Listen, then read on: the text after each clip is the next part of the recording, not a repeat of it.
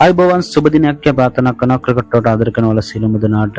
ඉතින් ඔයාලා දන්නවා සංචාරක බංග්ලාදේශ කණ්ඩායම සහ ශ්‍රී ලංකා කණ්ඩායම අතර පැවති පළමු ටෙස්ට් තරඟයේ ජය පෙරදෙමින් තොරව අවසන් වුණා ගාල්ල අන්තර්ජාතික ක්‍රිකට් ක්‍රීඩාංගණයේදී.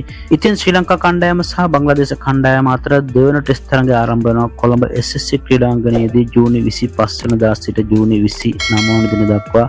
ඉතින් මේ තරඟය වලට නොමිලේම නැරඹීමට අවස්ථාවක් ලබා දී තිබෙනවා ශ්‍රී ලංකා ක්‍රිකට් ආයතනය විසින්.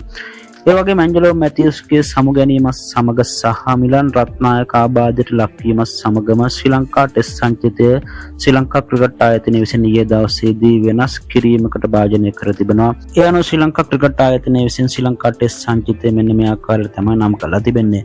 නායකත්වය දරනවා ධනංජය ද සිල්වා, පැතුම් නිස්සංක, ඖෂධ ප්‍රනාන්දු, ඒ වගේම ලහිරු උදාර, දිනේෂ් චන්දිමාල්, කුසල් මෙන්ඩිස්, කමිදු මෙන්ඩිස්, පසිඳු සූරිය බණ්ඩාර, සොනාල් දිනූෂ, පවන් රත්නායක, දුනිත් වෙල්ලාලගේ කැඳවා තිබෙනවා ඇන්ජලෝ මැතිව්ස් වෙනුවට.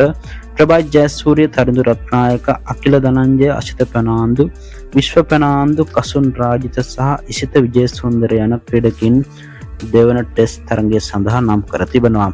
ඒ වගේම ඉතින් කුසල් මෙන්ඩිස් වෙනුවට දුනිත් වෙල්ලාලගේට අවස්ථාවක් හිමි වෙන බවට තමයි දැනට ලැබෙන අලුත්ම ආරංචි මාර්ගවලින් අපට දැනගන්න ලැබෙන්නේ. ඒ අනුව කුසල් මෙන්ඩිස් දෙවන ටෙස්ට් තරඟය සඳහා ක්‍රීඩා නොකරන බවට තමයි අපට ලැබෙන අලුත්ම ආරංචි වලින් දැනගන්න ලැබෙන්නේ. ඒ අනුව කඩුල් රැකීමේ ක්‍රීඩකයා වශයෙන් දිනේෂ් චන්දිමාල් තමයි කටයුතු කිරීමට බොහෝ ඉඩකඩ පවතින්නේ. ඉතින් ශ්‍රී ලංකා කණ්ඩායම සහ බංග්ලාදේශ කණ්ඩායම අතර පැවැත්වෙන දෙවන ටෙස්ට් තරඟය සඳහා ක්‍රීඩා කළ යුතු හොඳම 11 දෙනා අනිවාර්යයෙන්ම නම් කරන්න.